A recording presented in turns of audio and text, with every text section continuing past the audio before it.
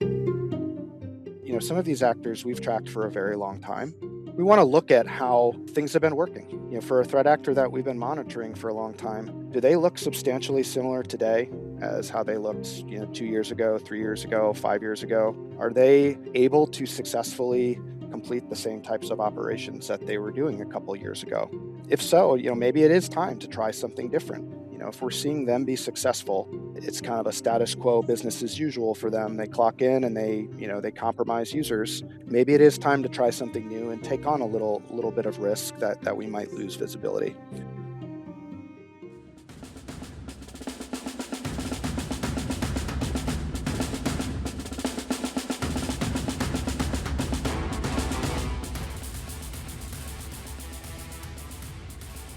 Welcome back to another episode of Mandiant's Defender's Advantage podcast. I'm your host, Luke McNamara. Today, I have the pleasure of welcoming on Charley Snyder, who is the head of the disruption operations here within Google's Threat Intelligence Group. Charley, great to have you here today. Thanks so much, Luke, for having me. I'm honored to be on and looking forward to the conversation.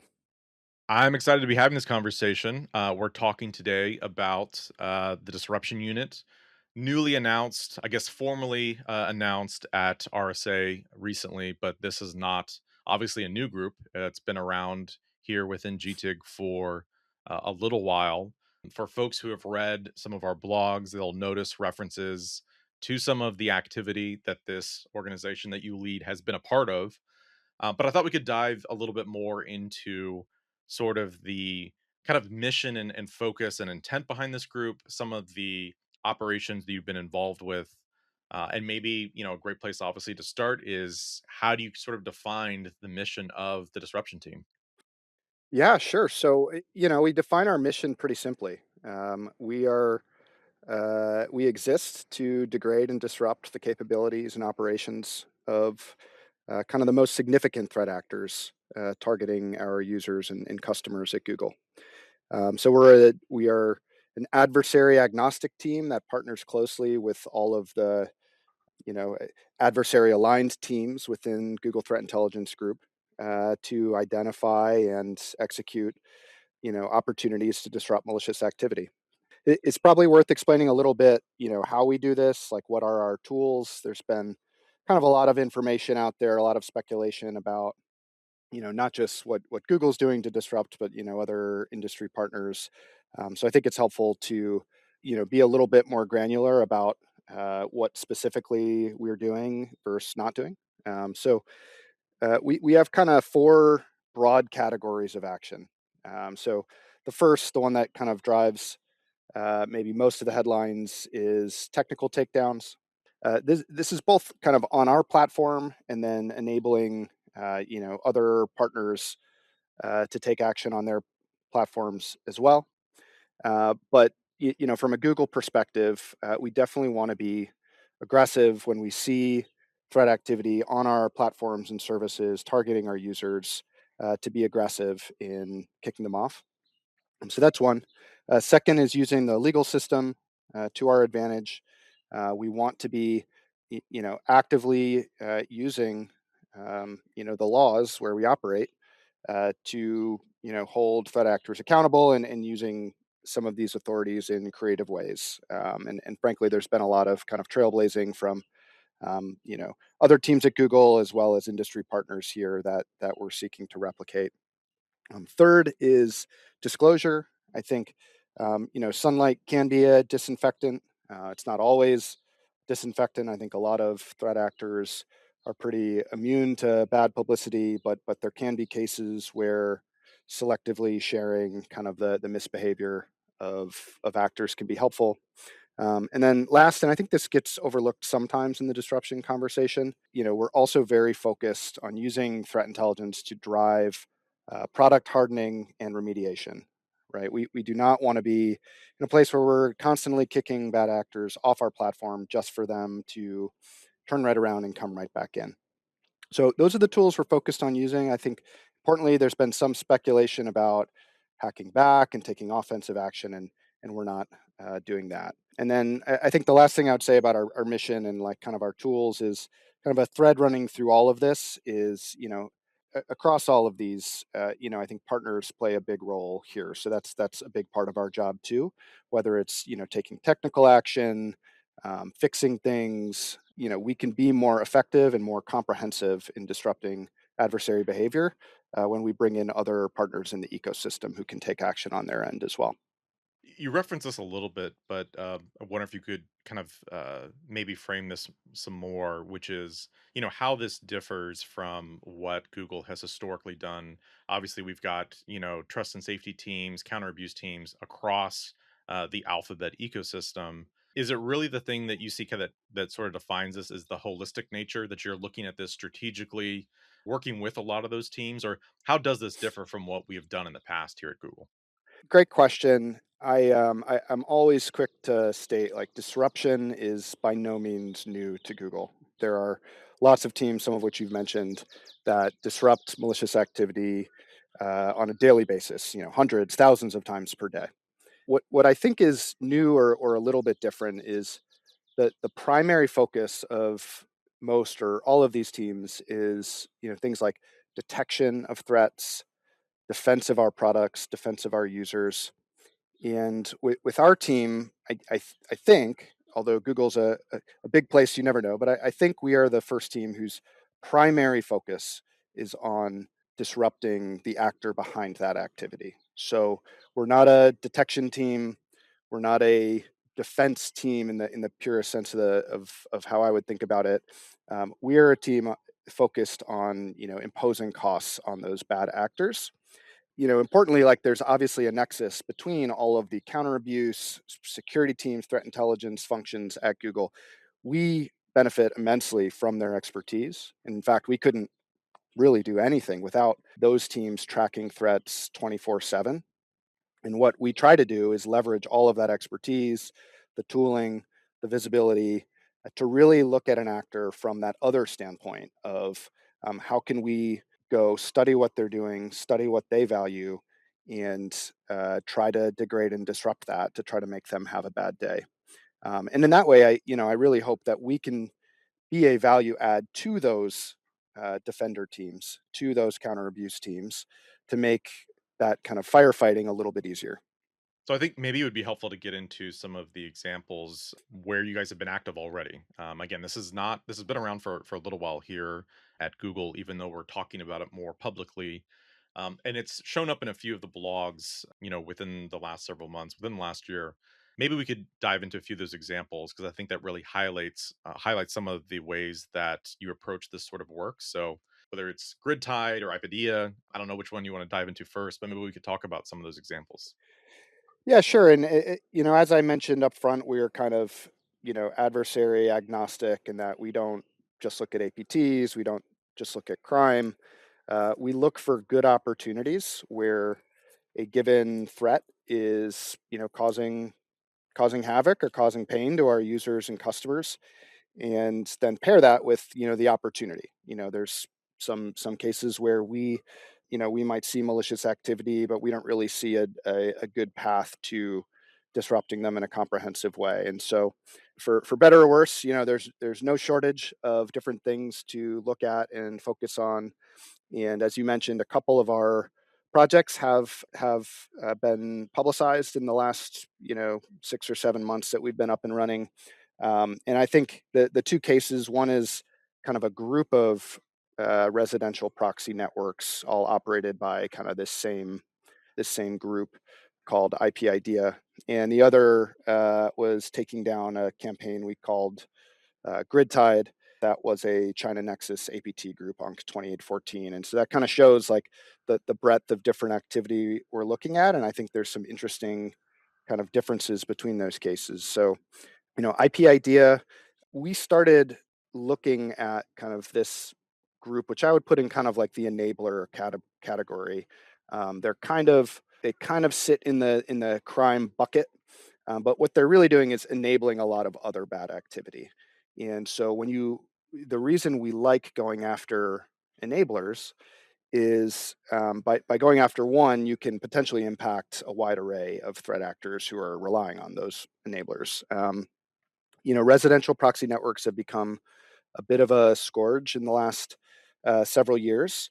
what these are, they are a proxy network.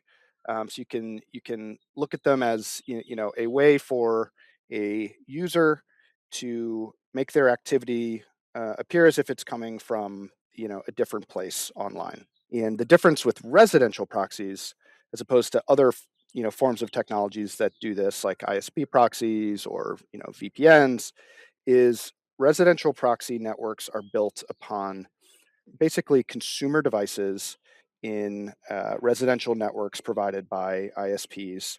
And the reason they want to do that, the reason threat actors want to use them, is because they look like they're coming from John Doe in Iowa or wherever. And the way they build these networks is in a couple different ways. One, pure malware. They will infect those consumer devices and join them to the network.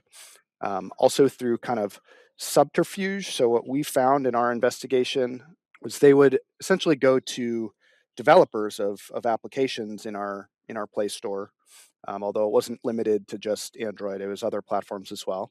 Say, hey, developers, this is a totally legit software development kit. If you incorporate this in your app, you'll get paid for doing so. Like, we'll basically pay you on a per download basis. And when it was incorporated into that app, and when users download and run the app, that joins the device into the network, in most cases without that consumer's knowledge or awareness of what was going on. And so essentially the consumer is renting their bandwidth to this proxy network. And because of those advantages of residential proxies, again, it's making it look like it's coming from a normal residence somewhere in the world. It is overwhelmingly abused by threat actors. And as we kept pulling the thread, we found hundreds of threat actors using IPIDEA's residential proxy networks specifically. Everything from APT, crime, hacktivism, information operations. We observed model distillation attacks against our LLMs transiting that infrastructure. So really enabled a lot of bad behavior. And in that case, we were able to bring together a couple different tools, including enforcement on Android, ripping all of this stuff out of Android devices, and also some interesting legal authorities. We were able to kind of repurpose a court order to work with other providers in the ecosystem, like domain registrars and the like, to take down all of their, or a lot of their, online infrastructure. And we went after both the command and control that the devices were communicating with, that were routing proxy payloads through those devices to the end destinations. But we also went after their digital storefronts. So, where they actually marketed these proxy technologies. And I think the latter is probably maybe the largest effect, I think, because these technologies are in a competitive marketplace. There's lots of proxies out there. They'd spent a lot of time and capital in getting distribution, getting people interested in their product, and by taking down all of their websites, we kind of we impacted that. So in that case, this is a very kind of complex ecosystem. We're pleased with the initial results, but there's no shortage of devices out there that can be added to these networks. They've been able to reconstitute to a degree, and that kind of illustrates another kind of important point about our team, that we don't just launch kind of one-off projects. It's very much kind of a journey, a cat and mouse game, et cetera. We know we have to keep hammering away at the residential proxy issue. The other case you mentioned, kind of more of a straightforward disruption of a APT group's operations. Again, this is UNC 2814. It's a China Nexus APT group. We had been monitoring this group for a long time, well before our team was formed, and there was this kind of untold story, I think, about global telecommunications targeting.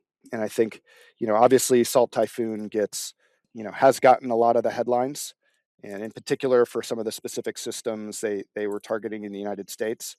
But there are other China Nexus APT groups out there that are going after and successfully compromising global telecommunications infrastructure every bit, and having every bit as much success as Salt Typhoon. And So this group has been on our radar for a long time. And what I think is interesting about this case is how much we benefited from different Google teams coming together in a relatively short amount of time to create a significant impact. So this started with a managed threat defense investigation, and what that is we have a product that will, on behalf of Google Cloud customers, monitor their security telemetry when alerts fire. And in this case, so it all started at a customer where that team, our managed threat defense team, quickly saw an alert, triaged it, and actioned it quickly about a process being initiated from a suspicious location in the system. What we were able to find pretty quickly is the actor was using an interesting malware family that had been on our radar, but we didn't have kind of all the pieces of it to piece it together fully. That used Google APIs and Google Sheets specifically as kind of a C2 mechanism. So rather than the way you or I would use spreadsheets, they would communicate. The attacker would communicate from an attacker-owned server to the victim, in this case, the customer we were investigating, to issue commands to the compromised machine and to upload data from the compromised machine to the attacker, all through Google Sheets, basically. And so as soon as we saw that, we were obviously very interested in how we could pivot off this and create greater disruptive impact against the threat actor.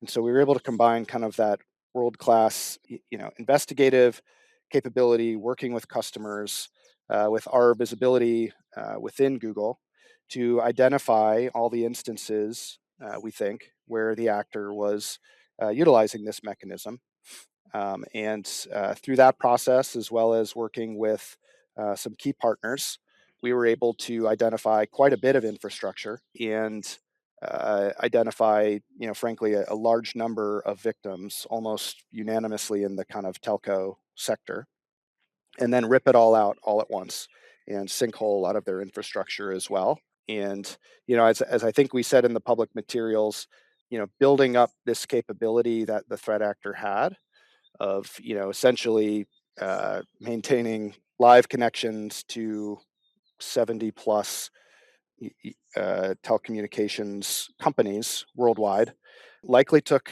quite a bit of effort for the threat actor to build over time, and we hope we set them back quite a bit.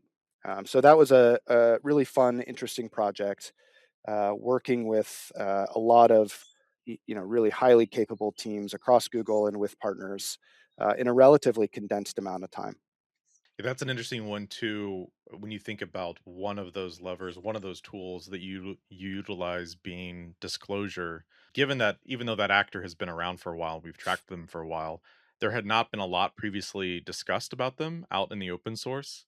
And it's also a campaign, a set of activity where, as we highlight in the blog, there were a lot more other suspected victims than the ones we are aware of. So I think that's a great example where obviously many different tools kind of applied to that, but even just talking about this publicly and raising awareness about this actor and what they're doing, hopefully it leads to further investigations into parts of this that maybe we haven't seen or hasn't been discovered yet.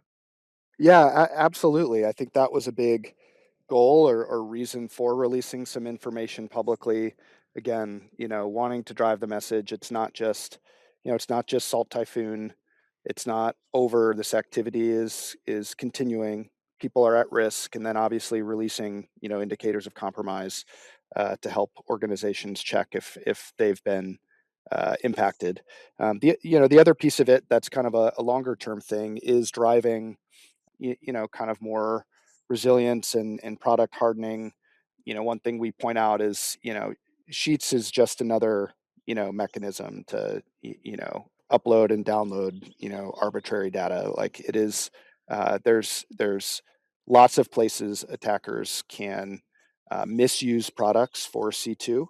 It's clearly becoming a common tactic to use the products of popular kind of cloud and online technologies in general for for that purpose. And so hopefully we can spark additional action, both within Google and with other operators of online services to try to find more solutions to try to cut down on that. And again, I think that's a longer term piece of that. Let's talk a little bit about measuring impact. I think, as you noted at the beginning, some of the ways that adversaries respond to being publicly disclosed, their activities being disclosed, some of the extent to which their operations are disrupted, that's going to vary. It's going to vary actor to actor, what was actually impacted. There's also this dynamic where at times the very act of disruption, of taking down infrastructure, of forcing an actor to retool, might mean that we lose some visibility into their operations. So there's trade-offs to even some of this activity. As we've always known, when we release blogs and put the stuff out there publicly, the actors read this stuff. That's not new. But I guess, I'm curious, maybe at a high level or even in some of these specific areas, how do you think about measuring the impact from disruptive operations to specific actors? And how do you think about that kind of balance between needing to do more to impose cost, particularly in the private sector, needing to kind of take more of a stance there, but then also meaning that, in some cases we may risk losing visibility into operations? Yeah, great question. So first piece of it, measuring impact, it's a supreme challenge, and I think this is not common to what we're doing. It's common across the security field in general. How do you know if things are getting better, if you've done your job, and certainly when you're working against highly advanced threat actors, it can be very hard to get accurate assessments of again, we set out to make bad actors have bad days. How do we really know that it's a bad day or a bad week? And so it is a challenge. We try our best and we look at different things. First, if we're able to identify, potentially impacted organizations and help them remediate and recover, I think that's always a win. But two, can we identify classes of attacks, things that we can work on to again kind of like harden the products, make it make the attacker have to expend more resources to do what was previously a little bit easier for them. And so we have metrics related to that. And then, of course, just looking at, for whatever we can find, and again, this is often a challenge, how has the actor specifically been impacted? Do we see their operations becoming less effective? Things like that. And then, of course, that kind of leads into, the last part of your question, which is when we do this, we necessarily often lose visibility. And so that gets into that kind of intel gain loss conversation that I think has been an ongoing conversation in this industry for decades. There's a couple ways we look at that, and like the what we can gain versus lose by being a little bit more aggressive, having a more kind of disruptive posture versus things, against things we're monitoring. First thing, and I try not to throw around kind of too many industry stereotypes, but in my opinion, I think it is true that the quote unquote threat picture is worse now than it was maybe 10, 15, 20 years ago. For and again, in my opinion, this is really for one primary reason, and it's that adversaries are bolder now.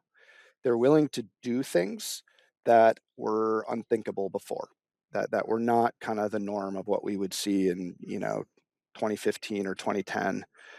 When you look at kind of the crime sprees of shiny hunters, the extortion, the ransomware against hospitals, things like that. When you look at the vaults, holding critical, I say the vaults, the Volt Typhoon, the things we're seeing where adversaries are willing to hold critical services at risk for entire nations.